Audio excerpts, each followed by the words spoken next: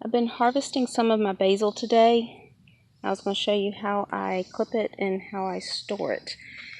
When I go to clip the leaves, I like to go down to where there's a branch off about halfway down and trim it right there. What that does is it'll encourage it to bush out more instead of growing up really tall and spindly. So I'm going to go through these and I'm going to cut them down to here. I already have almost a whole bushel, so hopefully it'll all fit in my dehydrator. Okay, I've clipped all the main shoots, but all the smaller ones I've left to keep growing. I have plenty as it is. I've got a whole basket.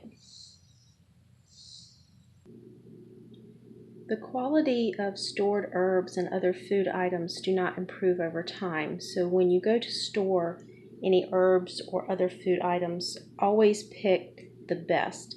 The best of the best should always be kept for saving seeds if you want to do that. Any that you will not be using to save seeds, then pick the best out to store. The ones that are lower quality, then use up right away. So while I'm doing this basil, you'll notice that there's going to be some bad leaves. I don't keep those. And I'll go through them and I'll pick out the really nice leaves to dry, or to make pesto, or to preserve in any other way that I want to do. But all these bad leaves, the ones with the black spots, the ones that are really dirty or might have spider webs on them, the seed heads I usually don't keep. There are some herbs that you can keep the seed heads. With the basil I don't. So I'm going to go through here and cut all these good leaves off to keep. I'm taking the nicest, cleanest leaves to dehydrate. All the rest I can wash and turn into pesto. One of the things about basil is that it does not dry very quickly like some herbs. Some herbs will dry within 2 to 10 hours when you put it in a dehydrator. Whenever I dry basil, I usually have to leave it in my dehydrator for 3 days. So one of the things that you should take into consideration when drying basil is be sure there's no moisture on the leaves to begin with, because it's just going to make it slower to dry and it won't be as good a quality. Another tip, because it takes so long to dry basil, is to lay them in single layers.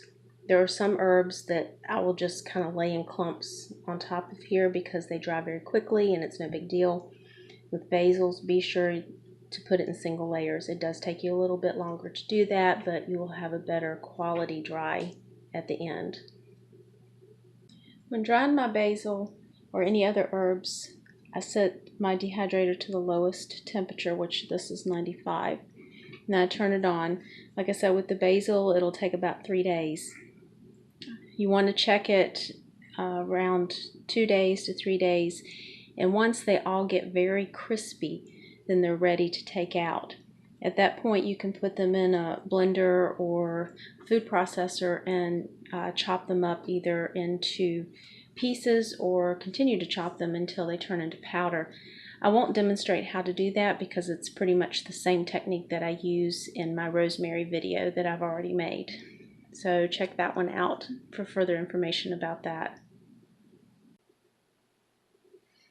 All these leaves are going to be turned into pesto, but they need to be cleaned first. So I've got a lot of basil here. Now I'm getting ready to wash the basil. I've taken cold water and about a teaspoon of unfiltered organic apple cider vinegar and added it to that water. That's what I'm going to use to rinse the leaves off with. Studies have shown that apple cider vinegar is a strong natural antibiotic. It also contains acetic acid, which makes it effective against fungus.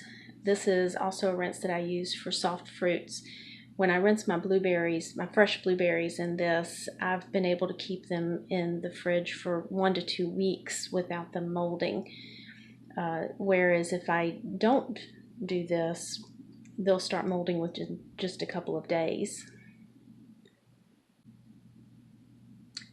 So I'm going to take a handful of leaves, just kind of rinse them off.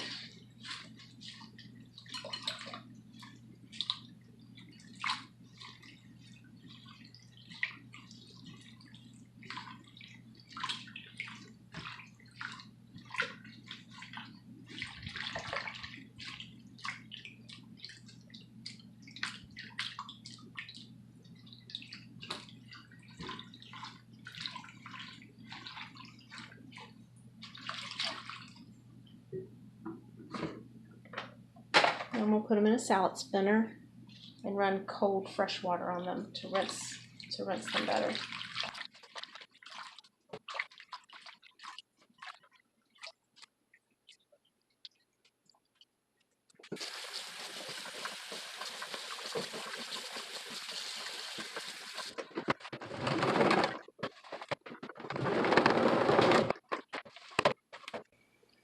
And basil doesn't really like being wet like this, so now I'm going to lay it out on a towel and just kind of sponge them off with a dry paper towel a little bit.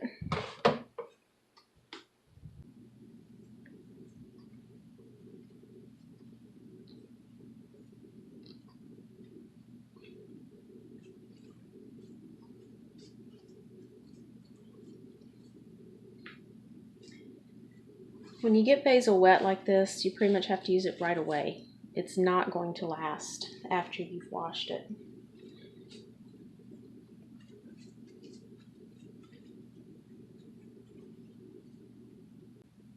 Go ahead and add all your ingredients into your blender, Vitamix, or food processor.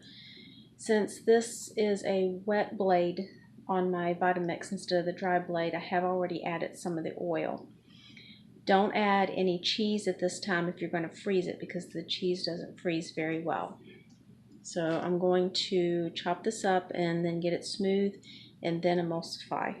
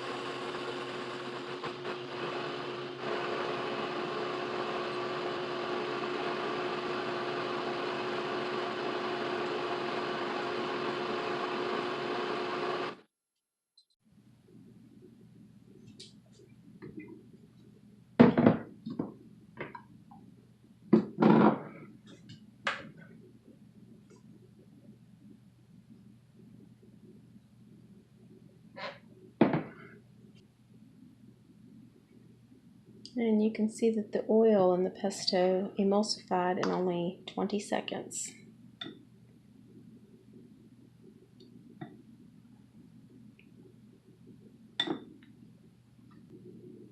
You can also use basil to make essential oils. It has a lot of healthy benefits to it, or even an infused oil to use for cooking and other applications. Don't forget to give me a thumbs up and subscribe if you like these videos. Thank you.